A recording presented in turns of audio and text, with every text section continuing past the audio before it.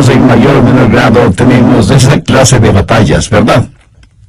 Pero hay una batalla que es mucho más siniestra y mortal. Es la batalla por la mente. Esta batalla es entre Dios y Satanás. Y el campo de batalla es nuestra mente, nuestra alma. Y todos quienes somos cristianos estamos en medio de esta batalla. Busque 2 Corintios 10, los versos del 3 al 5. Pues aunque estamos en la carne, no militamos según la carne. Porque las armas de nuestra milicia no son carnales, sino poderosos en Dios para la destrucción de fortalezas, derribando argumentos y toda altivez que se levanta contra el conocimiento de Dios, y llevando cautivo todo pensamiento a la obediencia a Cristo. Toda vez que esta batalla es real, este mensaje no solo que es de advertencia, sino también un llamado a las armas. Pero también deseo que sea de ánimo, porque cuando usted nace de nuevo, nace para ganar. Dios no le salva para que viva una vida derrotada. Pablo dijo, mas a Dios gracias, el cual nos lleva siempre en triunfo en Cristo Jesús. El plan de Dios para cada uno de sus hijos es de triunfo y de victoria en nuestras mentes. Quiero destacar 3 puntos en esta batalla por nuestra mente. Primero, las armas de nuestro enemigo. Veamos nuevamente el verso 4. Porque las armas de nuestra milicia no son carnales, sino poderosas en Dios para la destrucción de fortalezas. Ahora, ¿quiénes son los participantes en esta guerra? ¿Quién ha declarado la guerra contra su mente, contra su alma? Nuestro enemigo no lo podemos ver física o carnalmente. Busque Efesios 6:12. Porque no tenemos lucha contra carne y sangre, sino contra principados, contra potestades, contra los gobernadores de las tinieblas en las regiones celestes. El diablo se ha ubicado en lugares estratégicos para hacerle la guerra a usted, y cuenta con una multitud de demonios para ese propósito. Son invisibles y están dedicados a la destrucción de su vida mental, dirigidos y bajo la autoridad del príncipe de las tinieblas, que es Satanás. ¿Cuál es el trofeo en esta guerra? ¿Cuál es el campo de batalla? Veamos el verso 5. Derribando argumentos y toda altivez que se levanta contra el conocimiento de Dios, y llevando cautivo todo pensamiento a la obediencia a Cristo. Ahí lo tienen. Argumentos, conocimientos, pensamientos, como elementos de esta guerra por la posesión de su mente. Satanás quiere conquistarla para poder controlarle a usted y luchar contra Dios. Hay una diferencia entre su mente y su cerebro.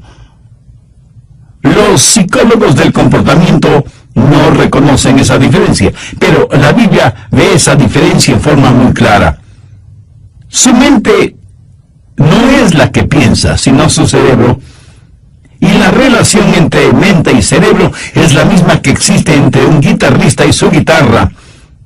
El guitarrista utiliza la guitarra para expresarse por medio de la música. Hay una diferencia entre mente y la materia gris de su cerebro. Mente y cerebro son 2 cosas separadas. Y tengo que reconocer, para efectos de la ilustración, que aunque todos tenemos guitarritas, algunos tienen mejores guitarras que otros. Quiero decir, tienen mejores cerebros que otros. Ahora escúcheme atentamente. Cuando usted se salva, tiene la mente de Cristo. No significa que su capacidad mental será extraordinaria, sino que tendrá la capacidad de pensar utilizando el cerebro que tiene. El diablo quiere su mente. Y el hecho de que usted tenga la mente de Cristo, el hecho de que usted haya sido salvado, no significa que la guerra se ha terminado para usted.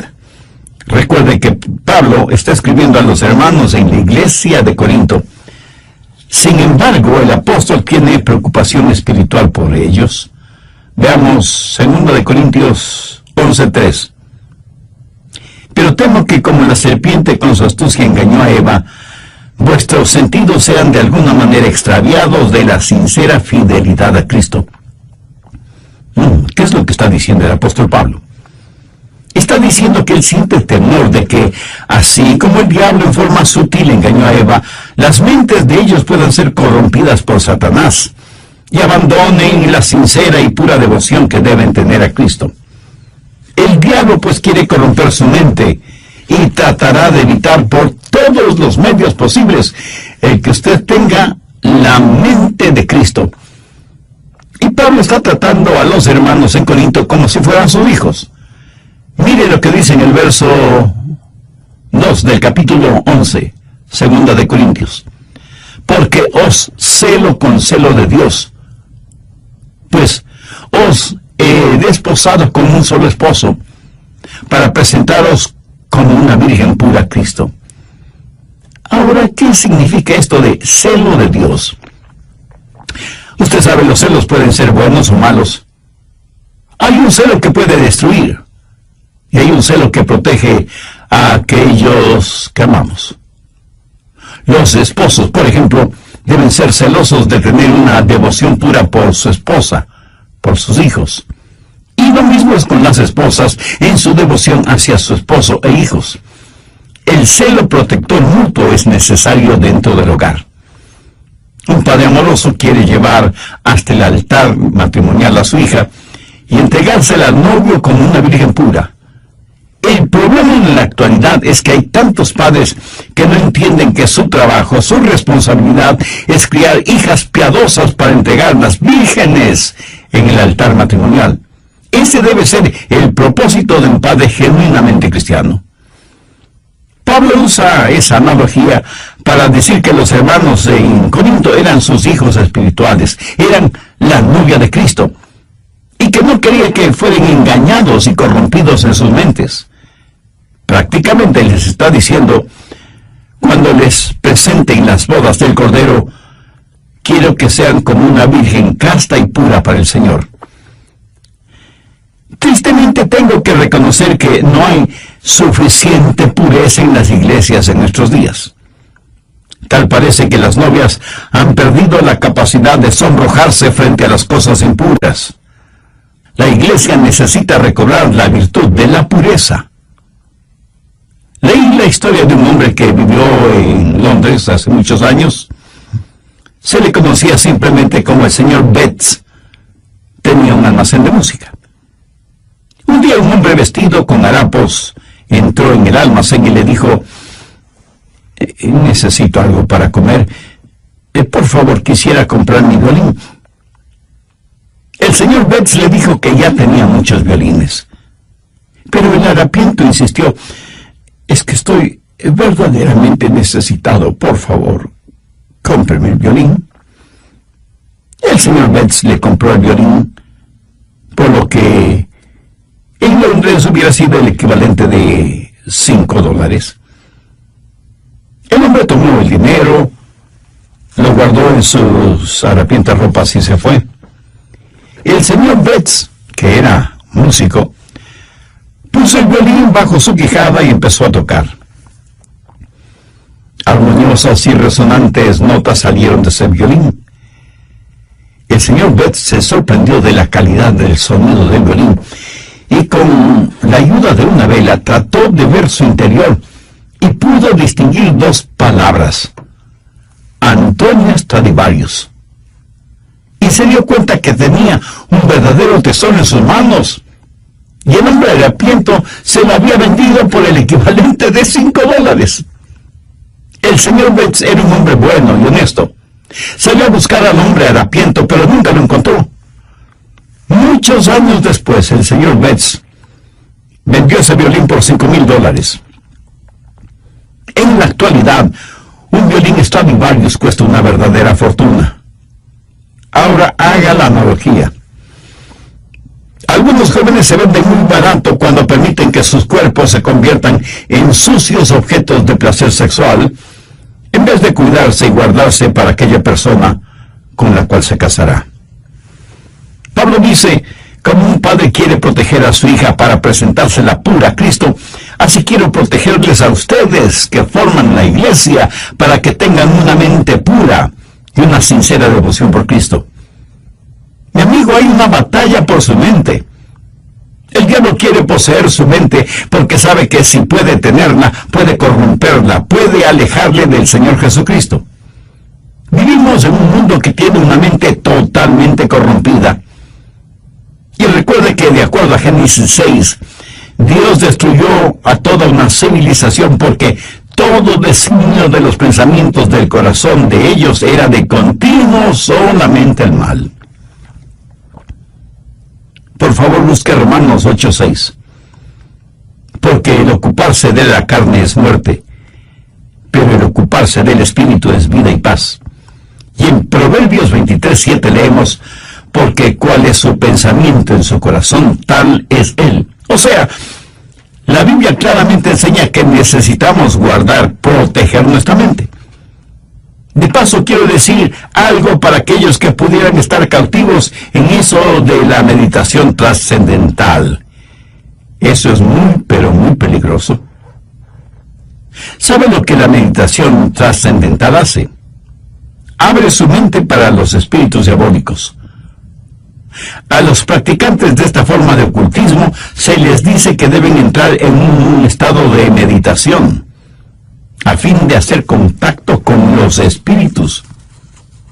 Mi amigo, eso es como irse por la noche a la cama después de abrir todas las ventanas y todas las puertas y esperar para ver qué o quién entra en su casa. Y usted dice, espero esta noche hacer contacto. Sí, a lo mejor hace contacto, pero con espíritus diabólicos. Su mente debe estar fija, firme en el Señor Jesucristo. El profeta Isaías dijo, tú guardarás en completa paz a aquel cuyo pensamiento en ti persevera. El diablo quiere su mente para continuar con su guerra contra Dios. Y Dios quiere su mente porque es por medio de ella que Dios le habla, le alcanza. Busque Efesios 4, los versos 17 y 18. Recuerde que Pablo escribió esta carta a los hermanos creyentes y les dice, esto pues digo y requiero en el Señor, que ya no andéis como los otros gentiles, que andan en la vanidad de su mente, teniendo el entendimiento entenebrecido, ajenos a la vida de Dios, por la ignorancia que en ellos hay, por la dureza de su corazón. Cuando Dios se comunica con usted, lo hace a través de su mente. En la actualidad tenemos a personas que van a los servicios de adoración y ponen todo su énfasis en el emocionalismo. Permítame decir que Dios no se comunica por medio de sus emociones, porque las emociones son la parte más superficial de su naturaleza. La salvación es el trabajo profundo de Dios. La gente se emociona con el ritmo de la música, se les pone la piel de gallina y dicen que han tenido una experiencia con Dios, cuando la verdad es que solo han tenido un hipo emocional. Dios se comunica por medio de la mente, y no estoy hablando de un racionalismo o intelectualismo. Hablo de que Dios se revela en su mente y que Dios nos cambia empezando con nuestra mente. En Efesios 4:23 Pablo dice, y renovaos en el espíritu de vuestra mente. Ahora, ¿cómo Dios le renueva a usted? En el espíritu de su mente. Usted puede cambiar su forma de vivir, cambiando su forma de pensar. Por eso en Romanos 12:12 el apóstol dice, no os conforméis a este siglo, sino transformaos por medio de la renovación ¿de qué? De vuestro entendimiento. Y aquí la palabra entendimiento significa mente. O sea que Pablo está diciendo que debemos ser transformados por medio de nuestra manera de pensar. Dios se comunica con usted por medio de su mente. Dios le cambia por medio de su mente. Y Dios le controla por medio de su mente. Recuerde lo que dice Romanos 8:6. Porque el ocuparse de la carne es muerte, pero el ocuparse del espíritu es vida y paz. Dios nos controla cuando le permitimos que controle nuestra mente. Y eso es exactamente lo que quiere hacer Satanás, controlar nuestra mente para poder controlarnos a nosotros. Por lo tanto, la batalla por nuestra mente es real. Segundo, la la debilidad de nuestra carne. Y es muy importante el entender esto. En nuestra propia carne, todos somos débiles. 2 Corintios 10:3 dice, pues aunque andamos en la carne, no militamos según la carne. En otras palabras, su carne, o sea, su estado natural, de ninguna manera tiene lo que se requiere para tener un proceso mental correcto. Y porque vivimos en la carne, todos tenemos problemas, desilusiones, enfermedades. Todos experimentamos las cosas mundanas de la vida. Y no piense que porque usted es ya salvo, va a vivir en un planeta diferente, inmune a las realidades de la vida en la tierra. Algunas personas se encierran en monasterios pensando que así vivirán vidas santas. Se cuenta de un hombre que decidió entrar en un monasterio cuya regla principal era el silencio. Podían decir solo 2 palabras al año. Al cumplir el primer año fue llamado por el superior del monasterio, quien le dijo, ya tienes un año aquí y puedes decir. La batalla de la mente es contra Satanás, y usted nunca podrá ser más listo que el diablo. Él se burla de nuestros esquemas, ridiculiza nuestras organizaciones, y aunque muchas personas piensan que esta batalla puede ser ganada por medio de la educación, eso no es cierto. Ahora escúcheme, de ninguna manera yo estoy en contra de la educación. Pero si usted educa a una persona que no conoce al Señor Jesucristo, lo único que hará es tener una persona más peligrosa, porque seguirá siendo un diablo, pero bien educado. Antes de ser salvo, yo tuve un amigo que era alcohólico y asistió a varios programas para rehabilitarse, pero luego aceptó al Señor Jesucristo como su Salvador, y esto es lo que él me compartió. Yo asistí a esos programas sin conocer al Señor Jesucristo. Era un borracho consuetudinario, y de esos programas salí siendo todavía un borracho, pero ahora tenía educación. ¿Lo ve? La educación no es la respuesta. Pero tampoco la legislación es la respuesta para la mente. Las armas de nuestra guerra no son carnales. ¿Cree usted que las leyes pueden controlar la forma de pensar de los seres humanos? En la actualidad estamos tratando de tener leyes para controlar lo que pensamos. La ley castigará toda manifestación de odio, verbal o físico. Sin embargo, ninguna legislación puede obligarnos a amarnos unos a otros, o a odiarnos unos a otros. Las leyes solo pueden restringir la maldad, pero no pueden impulsar la bondad. Así que ni la educación ni la legislación son la respuesta. El medio ambiente tampoco es la respuesta. Pablo dice que las armas de nuestra guerra no son carnales, y la educación, la legislación y el medio ambiente son métodos carnales. Esas son cosas que la gente puede hacer sin el Señor Jesucristo. ¿Cree que si usted tiene un mejor medio ambiente, eso cambiará su manera de pensar? Bueno, solo quiero que recuerde que Adán y Eva se metieron en problemas estando en el jardín del Edén. Y usted no puede pedir mejor medio ambiente que ese, ¿no le parece? Sin embargo, ellos fueron engañados porque Satanás manipuló sus mentes. En una institución mental estaban tratando de determinar si ciertos pacientes estaban listos para ser dados de alta. Los pusieron en un cuarto, abrieron las llaves del lavabo hasta que el agua se desbordó, les dieron unos trapeadores y les dijeron que debían limpiar el cuarto. Si ellos empezaban a usar los trapeadores sin cerrar las llaves del agua, no estaban listos para ser dados de alta. ¿Sabe que eso es lo que estamos haciendo en nuestra sociedad? Estamos tratando de limpiarla sin cerrar el flujo de agua. El problema está en nuestra mente, porque como pensamos, así somos. Y es de la mente, del corazón, que salen los actos de nuestra vida.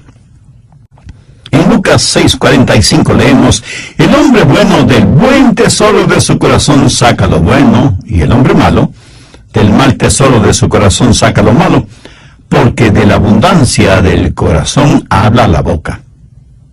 Tercero, las armas de nuestra batalla. Segundo de Corintios 10:4, porque las armas de nuestra milicia no son carnales, sino poderosas en Dios para la destrucción de fortalezas. En los días de Pablo había una batalla. En un extremo estaba Pablo, y en el otro extremo el Imperio Romano. El Imperio Romano había estado en existencia por 700 años, y tenía privilegio y poder. Tenía sus legiones romanas, una poderosa fuerza naval, el Senado romano, la ley romana, y parecía que toda la maldad del imperio estaba atrincherada en Corinto, en las mentes y corazones de la gente. Todo esto en contra de Pablo, pequeño judío, pero con un corazón lleno de Jesús, declarando la guerra a toda esa maldad. ¿Quién ganaría esa pelea? ¿Pablo? ¿Cómo? No con armas carnales. Pablo habla de fortalezas en el verso 4, y se refiere a armas que tácitamente son poderosas en Dios para la destrucción de fortalezas. Las murallas de esas fortalezas iban a ser derrumbadas. ¿Qué clase de resistencia hubo en los corazones y mentes de los corintios entonces y en la actualidad en nosotros? Arrogancia, ignorancia, desesperación. Todas estas son fortalezas de maldad. Y dentro de cada fortaleza, los demonios trabajan en la mente en forma muy organizada, movilizando los ejércitos infernales para hacer más fuerte la resistencia. Sin embargo, Pablo dice que esas murallas se desmoronarán. Y en el verso 5 menciona cosas muy importantes: derribando argumentos y toda altivez que se levanta contra el conocimiento de Dios, y llevando cautivo todo pensamiento a la obediencia a Cristo. Aquí está esa fortaleza con sus altas torres, y Pablo penetrará esa fortaleza para alcanzar a quienes están adentro. Pero durante ese proceso, Pablo dice que tendrá que destruir esa fortaleza. Ahora, ¿de qué está hablando el apóstol? No está hablando de inteligencia, sino de intelectualismo, de sofisticación mental. Pablo sabe que dentro de esas fortalezas hay personas que están cautivas, y él iba a capturar a esos cautivos para traer todo pensamiento cautivo que estaba secuestrado por Satanás a la libertad de la obediencia a Cristo. Y él no iba a pelear confiando en su fortaleza física, que no la tenía, ni en armas carnales convencionales, que son inefectivas en esta clase de guerra, sino que declara: porque las armas de nuestra milicia no son carnales, sino poderosas en Dios para la destrucción de fortalezas. Pablo dice: las armas de nuestra milicia. ¿Y cuáles son esas armas? En primer lugar, la soberanía de su comandante. Mire lo que dice en el verso 7. Miráis las cosas según la apariencia. Si alguno está persuadido de sí mismo que es de Cristo, esto también piense de sí mismo, que como Él es de Cristo, así también nosotros somos de Cristo. En otras palabras, Pablo dice que pertenecemos a Cristo. Él es nuestro comandante supremo. En Potsdam, durante la guerra, los japoneses le dijeron a Inglaterra y a los Estados Unidos que no se rendirían. Los aliados le dijeron a Japón: si no se rinden, les eliminaremos, les haremos desaparecer, iremos contra ustedes con fuerza devastadora. Los japoneses dijeron: pelearemos contra ustedes. Las fuerzas aliadas bombardearon Hiroshima y Nagasaki con las primeras bombas atómicas utilizadas en la guerra. Los japoneses se rindieron después de que prácticamente casi fueron borrados de sobre la faz de la tierra. Satanás ha estado tratando de hacer hasta lo imposible para ganar esta guerra que tiene contra Dios. Cuando el Señor Jesucristo murió en el Calvario, fue como si hubiera dejado caer una bomba atómica sobre el diablo. Jesús dijo: ahora es el juicio de este mundo.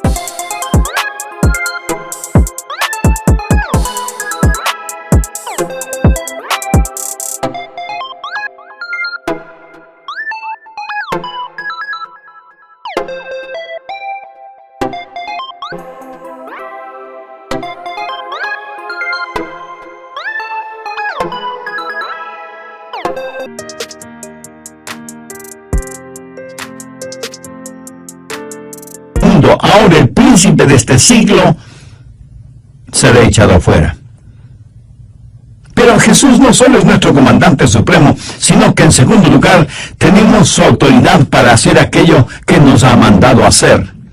En el verso 8 Pablo dice: porque aunque me gloría algo más todavía de vuestra autoridad, la cual el Señor nos dio para edificación y no para vuestra destrucción, no me avergonzaré. Aquí el apóstol está hablando de autoridad. ¿Pero qué es autoridad? Es el derecho legal de actuar en representación de otra persona. Jesús, quien ganó la guerra, nos ha dado ese poder legal. David, con su pequeña onda, y Dios, se enfrentó al gigante Goliat y lo mató. Yo francamente preferiría tener una pequeña onda y la ayuda de Dios que la espada de Goliat sin Dios. Jesús nos da esa autoridad. Anota al margen Lucas 10, los versos 19 y 20, que registran las siguientes palabras del Señor Jesús. Y aquí os doy potestad de hollar serpientes y escorpiones, y sobre toda fuerza del enemigo, y nada os dañará. Pero no os regocijéis de que los espíritus se os sujeten, sino regocijaos de que vuestros nombres están escritos en los cielos. Jesús dice que como hijos suyos tenemos poder, tenemos autoridad sobre todas las huestes diabólicas, pero que no debemos envanecernos ni regocijarnos por eso. No debemos ser orgullosos de tener esa autoridad, sino que nuestro gozo verdadero debe ser el saber que nuestros nombres están escritos en los cielos. Escúcheme, no es cuánto sabe usted sobre el diablo lo que le libera. Es su conocimiento del Señor Jesucristo lo que le dará la verdadera libertad. No hemos sido llamados a ser creyentes cazadores de fantasmas espirituales. La Biblia dice que debemos resistir al diablo, no que debemos cazarle. Así que no solo tenemos que entender, en primer lugar, que tenemos un soberano que es nuestro comandante, y en segundo lugar, que tenemos su autoridad para llevar a cabo sus órdenes, y en tercer lugar, que hay la certeza de nuestro valor, de nuestro coraje, de nuestra osadía espiritual.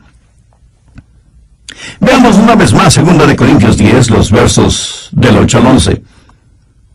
Porque aunque me gloríe algo más todavía de vuestra autoridad, la cual el Señor nos dio para edificación y no para vuestra destrucción, no me avergonzaré, para que no parezca como que os quiero amedrentar por cartas. Porque la verdad, dicen, las cartas son duras y fuertes, mas la presencia corporal débil y la palabra menospreciable. Eso tenga en cuenta tal persona, que así como somos en la palabra por cartas, estando ausentes, lo seremos también en hecho, estando presentes. ¿Qué motivó a Pablo a escribir estas palabras? Bien, veamos brevemente el trasfondo del asunto. Algunas personas decían que Pablo siempre estaba escribiendo cartas duras y fuertes, pero que cuando él estaba presente tenía más bien un carácter débil. Decían, el león no es tan feroz como lo pintan. Y Pablo tiene que asegurarles que tanto como era fuerte y duro en sus cartas, lo mismo sería en forma personal cuando estuviera entre ellos. Pero les dice algo más, que pertenecía a Cristo y que Cristo había ya ganado las batallas por él, que Cristo mismo le había dado autoridad y que debido a esas circunstancias tenía el valor y el poder para ganar esta batalla de la mente. Por favor, escúcheme con atención. Lo que usted piense, eso es lo que será. Chuck Swindoll está en lo correcto cuando afirma que la actitud de una persona lo es todo.